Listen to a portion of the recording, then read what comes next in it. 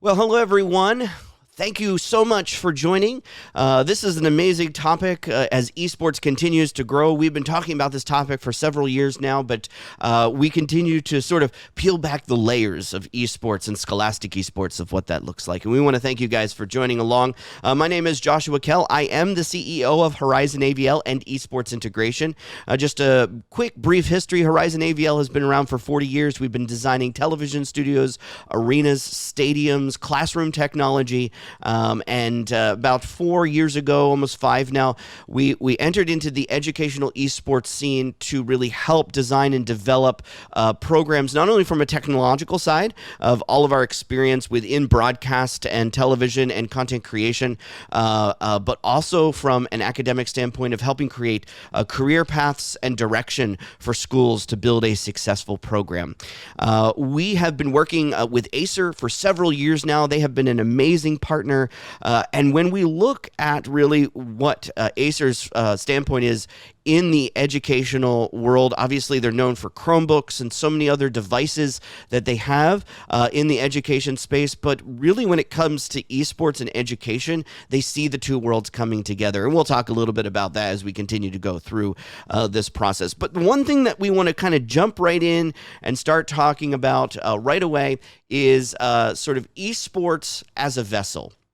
But before I sort of talk about esports as a vessel, I want to define esports a little bit for you.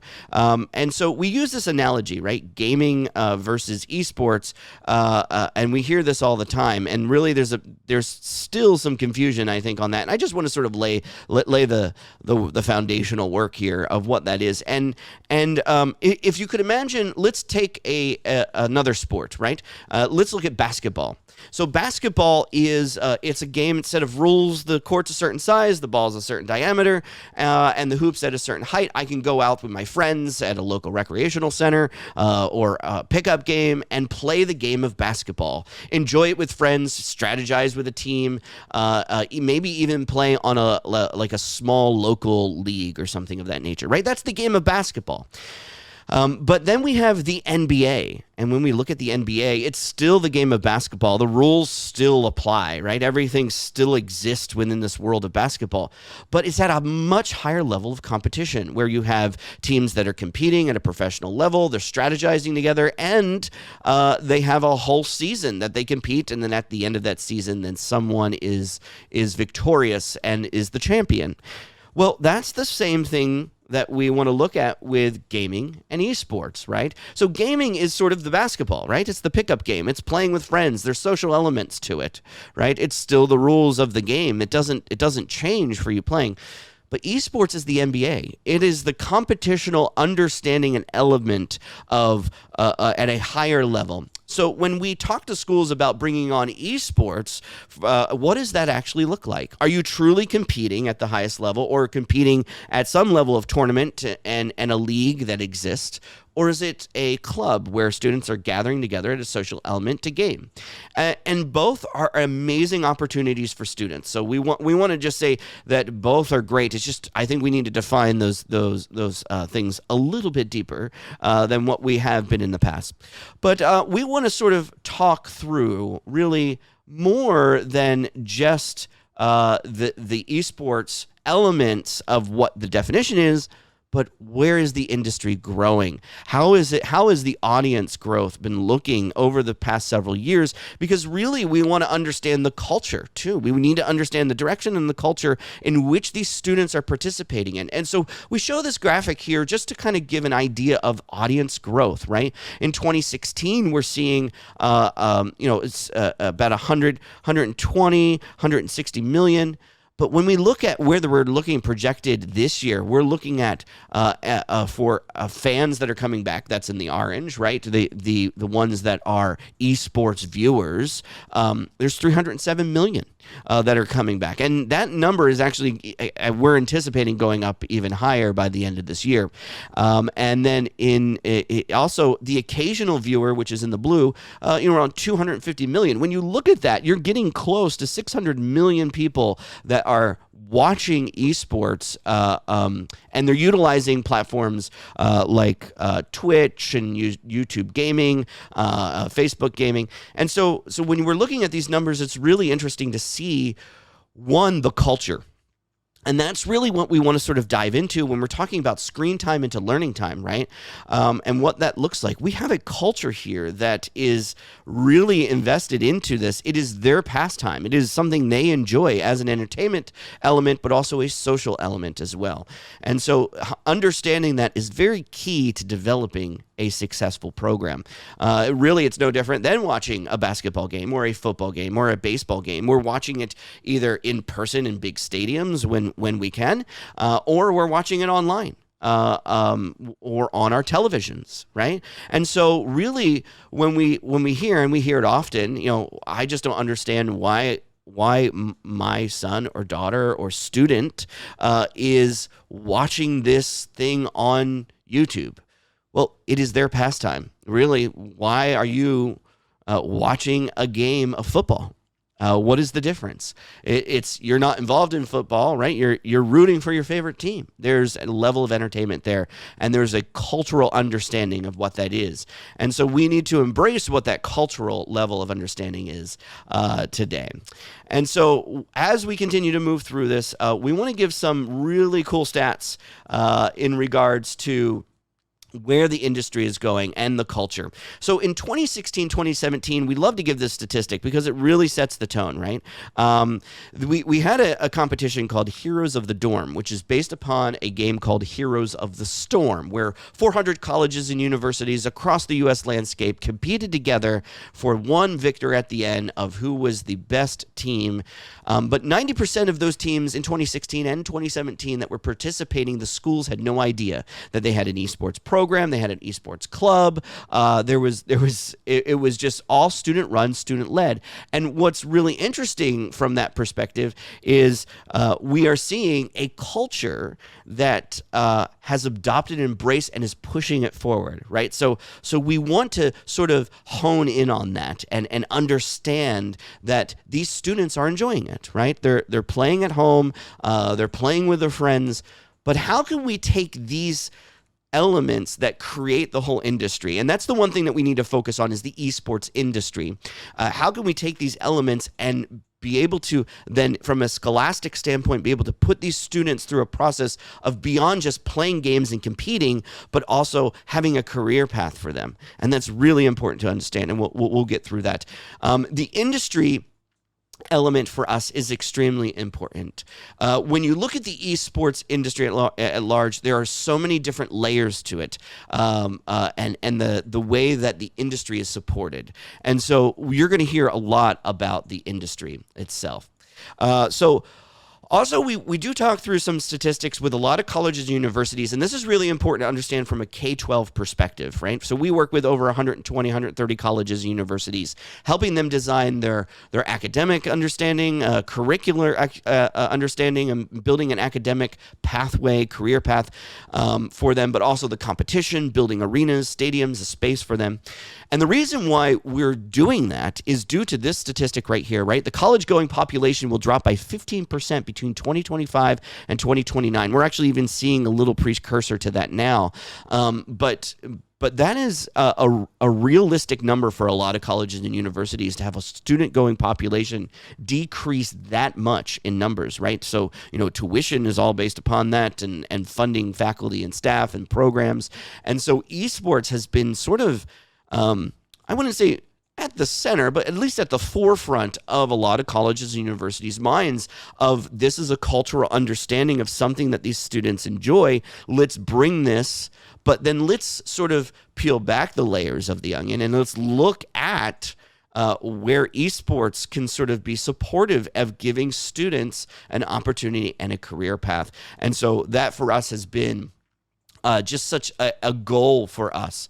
From that perspective, and really establishing that. And through that process, also colleges and universities have been asking, well, what high schools and middle schools have programs? What are they doing to prepare these students? Are we getting these students fresh, and we have to basically train them from the ground up? Or are there prerequisites? Have schools, high schools and middle schools thought through the process of what these elements are for that successful career path? And so that is something that we've heard, and we will talk a little bit about what that offering is. But one of the other questions that we get a lot through this process is scholarships. You know, sure, we could look at the academic side, but what's the scholarships that are supporting this? And so what's really interesting is in 2019, there were $19 million in scholarships. 2020 is around the same, but that's everything from, a sporting scholarship where there are a lot of colleges and universities that have this at a varsity level. And it's not necessarily a full ride all the time, but there are a lot of options out there for students that are competing at an esports level and a competition level for students to sort of get those scholarships and those opportunities. So that's something really, really exciting that we're seeing more and more. But I just want to sort of, before we kind of go into the academic element and the screen time element, I do want to talk a little bit about the growth of where we are and what's happening in the job role element. And so we're seeing this esports growth from 2018 to 2019, almost double in numbers of job opportunities, and last year even more so, even in the midst of the pandemic. But we are also seeing a lot of states really embrace what this looks like. California, that's probably pretty obvious with all it's Silicon Valley and a lot of the software developers out there. Washington State, Amazon and Twitch, right? So you're seeing Washington State very much be involved in this. New York also is sort of obviously they're the large cities within those states. And North Carolina is actually really interesting. So Epic Games is there. Those are the guys of Fortnite. And so you're seeing and they're building a new facility, and they're ramping up more and more for gaming and esports. From that perspective. But this is very specific job growth in the esports industry, and Georgia as well. They are sort of going through this. But we want to talk through the scholastic understanding of what this looks like for students to begin a career path. Right? And what does this look like to transform that screen time? And I give this story because it's a personal story of mine. This is an arcade console. So this is actually a project, now almost two and a half? No, this will be 3? No, 2.5. Two and a half years old, this project. My son came to me and said, "Dad, can I play your Nintendo?" And yes, I have my original Nintendo, and I could have done everything with showing him how to blow in the cartridge and jam it up and down and hit the reset button. But I said, we're going to do something different. So I brought home CAD drawings to scale with all the hardware, all the components, everything necessary to build this arcade console. And for a whole summer, this is what we had done. I showed him how to take off drawings, read drawings, right? So he was doing math, and he didn't realize he was doing scale and fractional math and converting, right? What it looked like to go from a fractional inch to a foot. And we had to take all those measurements. He did all the measurements. He did all the cutting that you see on the table saw. I showed him how to use all the tools. I showed him how to use the nail gun, wood glue screw. He did all the staining. I showed him what it meant for the elements of the wood and how that came together. Then on the inside, we have a Raspberry Pi, which is a computer, right? And so we had to take something from nothing. There was nothing on the computer. I showed him how to put operating systems on it, how to put it all together. And then I showed him how to build conditional logic within the emulator, because we had to then build all the buttons for the game and the joystick. I showed him how to solder, how to read the lines on a resistor, how to put a breadboard together. And then the buttons were all relays, and how to take the conditional logic of when a relay is pressed and toggled. What does that look like? How is that received from the computer? And so really at the end of the day, he was learning all the process of these different skill sets.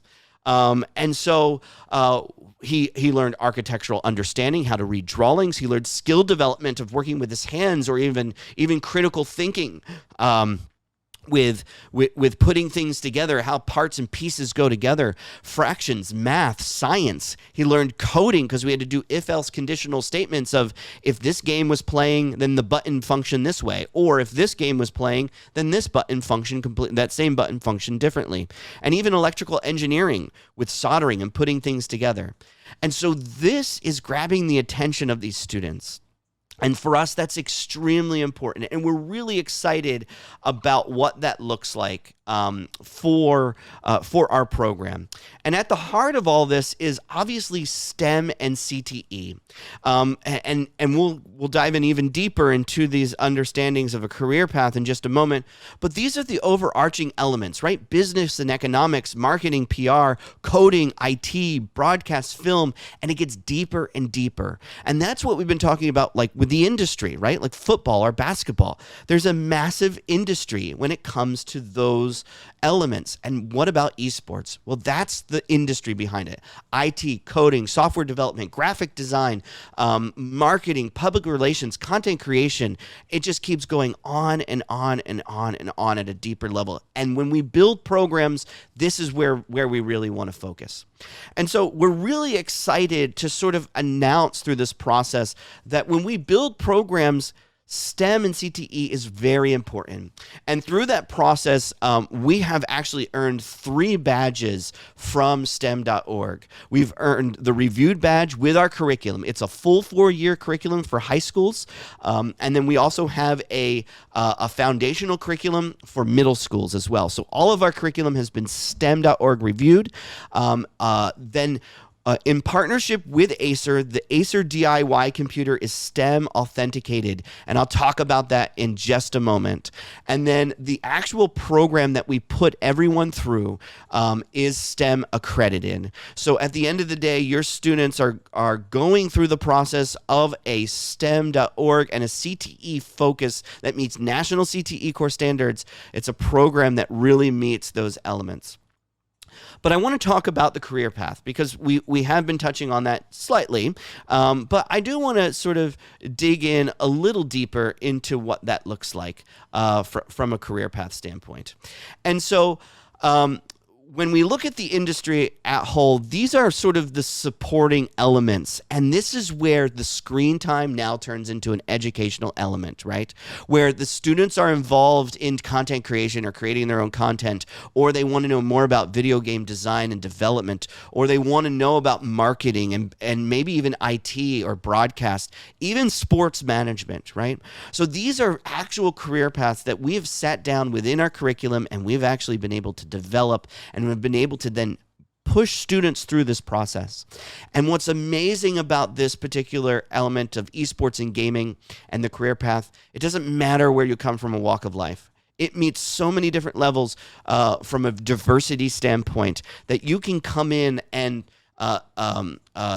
we see that in most all the cases that we put in that the games are actually tearing down the walls, right? They're not dividing, right? Where someone might be extremely athletic playing football, and there's these students that they may like the game, but they just can't be involved because they don't have the athletic ability. This is very different for video games and for esports, and this expands the career path and the opportunity for them. So we are really excited that when we bring this together for high schools and middle schools and even colleges and universities, we look at all of these elements, and it's more than just playing the video games. In fact, what we've done is we have put together a concept of a program, right? Because we have all these different options, but we wanted to sort of solidify that. And what does that look like? And so through that process, with our partnership with Acer, we've developed a product called Platform One. Now, Platform One offers a complete solutions for middle schools and high schools that are looking to start an esports program or may have even started an esports program, but are looking to take it to the next level for a successful path for these students. And so we've broken it down into 6 elements. So at the top, we have facility plan and design, where we help with building the space, putting all that together, looking at the elements of what we look at from a curricular standpoint and the curriculum integration element, and making those 2 facilities work together. Building a lot of TV studios, building all those elements. We've seen a lot of hardware and equipment that has gone in, but it just doesn't meet the curriculum. And so we do this hand in hand, where we want to develop the curriculum and we want to develop a space so that learning is at its most efficient potential for these students. So moving on from the facility planning into the curriculum integration, like I said, we have a full 4-year curriculum for high schools that meet national CTE course standards. And we also have a foundational program that we have for middle schools as well. But then we also want to help through the process of marketing and branding and developing. What does it look like for the community? How are we reaching out there? Are we working with colleges and universities? How is the middle school to high school transition working? What does this look like from a branding perspective when we're looking at online content? Because that's really important. Then we also help with roadmap development. What do the next 3 to 5 years look like for you guys as an institution? Is this just a club and we're going to start it out as a club, or are we going to expand it to a full academic program? Is there a varsity option for that? Then we talk through equipment specification, what hardware to buy, what's the right for the games based upon the games that you're going to be in. Also, if you're going to be doing broadcast, shoutcast, and streaming, we put all that together, making sure that you have equipment that meets industry standards, but that also helps from a competition side as well. And finally, we help out with league and team development. What leagues to get into? There are a lot of different options out there, but what best fits you as a community and will support your students at the end of the day. So for us, that is so key and so important. And we're going to be wrapping up here, but in just a moment. But one of the things that we're really excited about, and this is great with our partnership with Acer and also our partners at Media Transformers, which is our curriculum team, we have been able to take all of these learning elements and then have been able to actually put it, when we say hardware specification, we really truly mean integration of hardware specification into our curriculum. And so Acer, along with ourselves from Platform One and Esports Integration and Media Transformers, we have actually developed an amazing product called the DIY computer from the Acer and the Predator gaming line. So Acer has an amazing Predator gaming line that has been in major world competitions like League of Legends, Rainbow Six Siege, and many, many others. But this particular product, we're really excited. Like I said, it is STEM authenticated. This allows the student to actually put together a computer from the ground up. It's all in parts, pieces, and we have step-by-step instructions that will allow students to now put together hardware, and they will then walk away with an understanding of how hardware goes together, because as you continue to progress in this world, in the esports world, and develop those skills from a career path, if you're in content creation, you need to understand GPU and CPU understanding. Same thing with graphic design or even AutoCAD, right? Building the right machine to then support the software that you're on. If you're doing content creation or streaming live, you want to make sure you have the right hardware necessary to do that, and understanding how much RAM you have and how much RAM is on the GPU as well, and how you designate all of that. And so building this gives students now a hardware understanding, right? Like as I gave the example with my son building an arcade console, this is giving the students an opportunity now to actually build the hardware. And then at the end of the year, it then can be disassembled. What's great is then throughout the year, it can be used for esports, for CAD, for graphic design, for so many other different opportunities within the school. And every year, the student gets to then take it apart, put it away, store it away, and then come the next year, they get to build, and the next set of students get to build a computer over again. And then there are amazing pathways also for upgrading hardware. And so we really want to thank Acer for really seeing this vision, and they really see this vision. And it's taking that screen time, right? And we're now getting in, diving in, rolling up our sleeves to really focus on where this industry is going and giving students a successful career path. So we want to thank you for taking the time for going through this. If you have any questions, any information, make sure you guys look us up at esportsintegration.com. You can also follow us on Twitter at Havel Esports. That's HAVL Esports. Or you can look me up on my personal Twitter handle is AVL Kell, Kell. And you guys can check us out on there. But we want to thank you guys for joining us and continue to reach out to us, to Acer, to your representative on building an esports program. Thank you.